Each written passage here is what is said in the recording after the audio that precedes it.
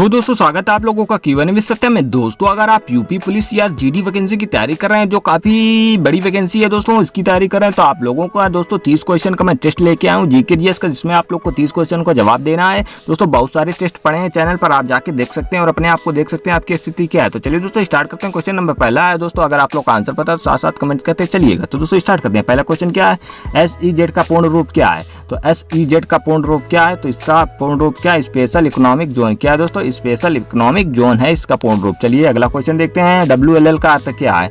तो WLL का अर्थ क्या है? तो WLL का क्या अर्थ है? Wireless in local loop. क्या है दोस्तों? Wireless in local loop. चलिए अगला क्वेश्चन देखते हैं। अगला क्वेश्चन है, जय हिंद का नारा किसने दिया था? तो जय हिंद का नारा किसने दिया था? आप लोग को पता दोस्तों, आप लोग साथ साथ में कमेंट करते चलिएगा। तो सुभाष चंद्र बोस ने दिया था। किसने दिया था? सुभाष चंद्र बोस ने दिया था। और करो मरो का नारा किसने दिया था? तो ये महात्मा गांधी जी ने दिया था, करो या मरो। अगला क्वेश्चन है, किसने कहा था तुम मुझे खून दो मैं तुम्हें आज़ादी दूंगा? तो ये किसने कहा था दोस्तों? ये किसने कहा था? आप लोग को पता है तो कमेंट करते चलिएगा। तो दोस्तों ये कहा था सुभाष चंद्र बोस ने। किसने कहा था? सुभाष चंद्र बोस ने। चलिए अगला क्वेश्चन देखते हैं। देश बंधु की उपाधि संबंधित है। तो देश बंधु की उपाधि किससे संबंधित है? ये चित्तरंजन दास से संबंधित है। किससे दोस्तों? सीआर दास से। कहीं कहीं सीआर दास लिखा होता है दोस्तों, किससे? चित्तरंजन दास से संबंधित है। चलिए अगला क्वेश्चन देखते हैं। अगला क्वेश्चन क्या है, सुभाष चंद्र बोस ने सिंगापुर में दिल्ली चलो का नारा दिया था। तो दिल्ली चलो का नारा कब दिया था सुभाष चंद्र बोस ने सिंगापुर में? तो ये कब दिया था? तो ये दिया था 1943 में। कब दिया था? 1943 में दिया था दोस्तों। भारत छोड़ो आंदोलन कब चालू हुआ था? 1942 में चालू हुआ था। चलिए अगला क्वेश्चन देखते हैं।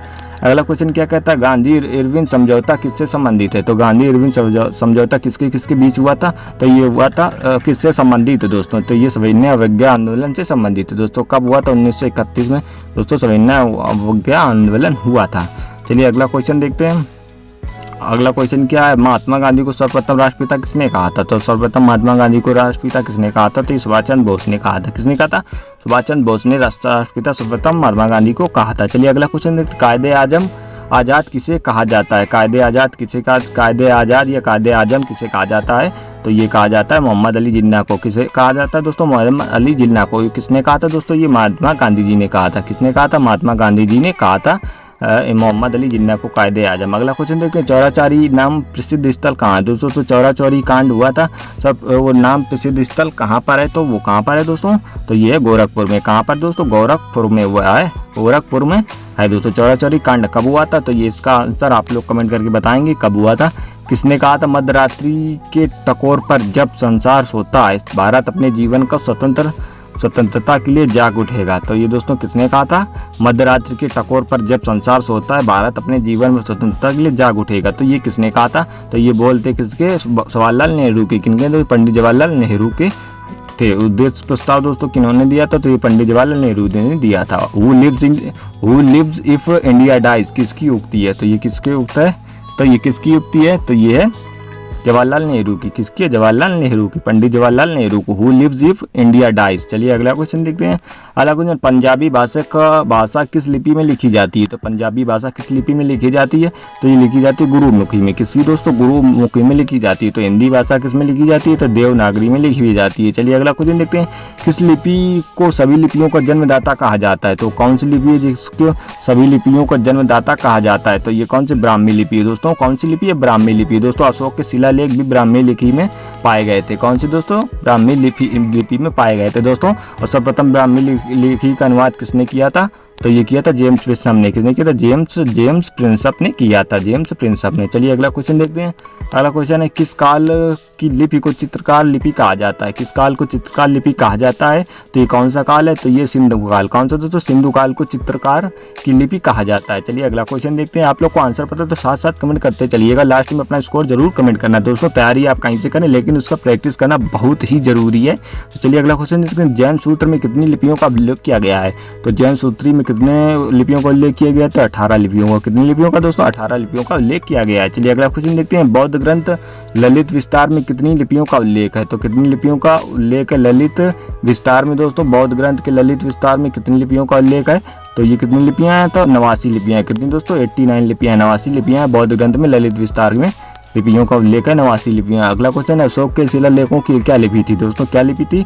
अशोक के शिलालेखों की लिपि ब्राह्मी लिपि थी। कौन सी दोस्तों? ब्राह्मी लिपि थी। सबसे प्रथम किसने पढ़ा था दोस्तों अशोक के शिलालेखों को?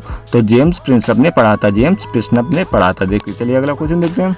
पहला क्वेश्चन, भारत की तीसरी सर्वाधिक बोली जाने वाली भाषा क्या है? तो भारत की सर्वाधिक तीसरी भाषा बोली जाने वाली भाषा कौन सी है? तो तेलुगु भाषा। कौन सी दोस्तों? तेलुगु भाषा है जो भारत की तीसरी सर्वाधिक बोली जाने वाली भाषा है। चलिए अगला क्वेश्चन देखते हैं। अगला क्वेश्चन क्या है दोस्तों? जो आप लोग को कोई भी क्वेश्चन का आंसर गलत लगे तो आप उसको कमेंट करके सही कर सकते हैं। चोल शासकों की भाषा क्या थी? तो चोल शासकों की भाषा क्या थी? चोल शासकों की भाषा तमिल थी। कौन सी दोस्तों? चोल शासकों की भाषा क्या थी? तो चोल शासकों की भाषा तमिल थी। चलिए अगला क्वेश्चन देखते हैं। हिंदी भाषा भारतीयों का प्रतिशत लगभग कितना है? हिंदी भाषा भारतीयों का प्रतिशत लगभग कितना प्रतिशत है जो हिंदी भाषा बोलते हैं? तो भारतीयों में दोस्तों 40% है। कितना दोस्तों? 40% है जो लगभग भाषा का है भारतीयों का हिंदी भाषा का। चलिए अगला क्वेश्चन देखते हैं। भारतीय भाषाओं में हिंदी के बाद विश्व की कौन सी भाषा अधिकतम बोली जाती है? तो विश्व में भारतीय भाषाओं में हिंदी भाषा के बाद विश्व में कौन सी अधिकतम भाषा बोली जाती है? तो ये भाषा बांग्ला। कौन सी? तो बांग्ला भाषा जो अधिकतम बोली जाती है। चलिए अगला क्वेश्चन देखते हैं। गोवा की स्वीकृति राजभाषा क्या है? तो गोवा की स्वीकृति राजभाषा क्या है? तो गोवा में कोंकणी बोली जाती है। कौन सी दोस्तों? कोंकणी भाषा जो है गोवा में बोली जाती है। कौन सी भाषा? देव भाषा है। तो देव भाषा किसको कहते हैं? तो ये देव भाषा कहते हैं संस्कृत को। किसको दोस्तों? संस्कृत को दोस्तों देव भाषा कहते हैं। देवों की भाषा संस्कृत। चलिए अगला क्वेश्चन देखते हैं। भारत का प्राचीन भाषा क्या है? तो दोस्तों भारत की प्राचीन भाषा कौन क्या है? तो सबसे जो प्राचीन भाषा है भारत की तो ये संस्कृत। कौन सी दोस्तों? संस्कृत है दोस्तों प्राचीन भाषा है। जितने वेद लिखे हैं दोस्तों संस्कृत भाषा में लिखे हैं। चलिए अगला क्वेश्चन। निम्नलिखित में से किस देश में अधिकतम संख्या में भाषाएं बोली जाती हैं? तो किसमें भाषा अधिकतम संख्या में भाषाएं बोली जाती हैं? किस देश में? तो ये कौन सा देश है? तो ये है भारत। कौन सा देश है दोस्तों? अपना देश भारत है जिसमें सबसे ज़्यादा अधिकतम भाषाएं बोली जाती हैं। चलिए अगला क्वेश्चन देखते हैं। अगला क्वेश्चन है केंद्रीय भारतीय भाषा संस्थान कहाँ पर स्थित है? केंद्रीय भाषा संस्थान कहाँ पर स्थित है? तो ये मैसूर में स्थित है। कहाँ पर दोस्तों? मैसूर में स्थित है।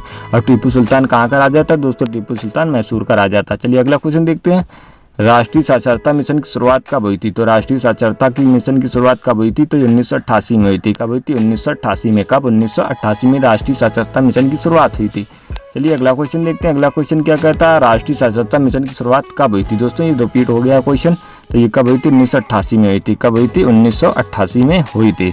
चलिए अगला क्वेश्चन देखते हैं। अगला क्वेश्चन है नवोदय विद्यालय में दाखिला किस कक्षा में होता है? तो आप लोग को पता होगा नवोदय विद्यालय में दाखिला किस कक्षा में होता है? तो छठी कक्षा में होता है। कौन सी दोस्तों?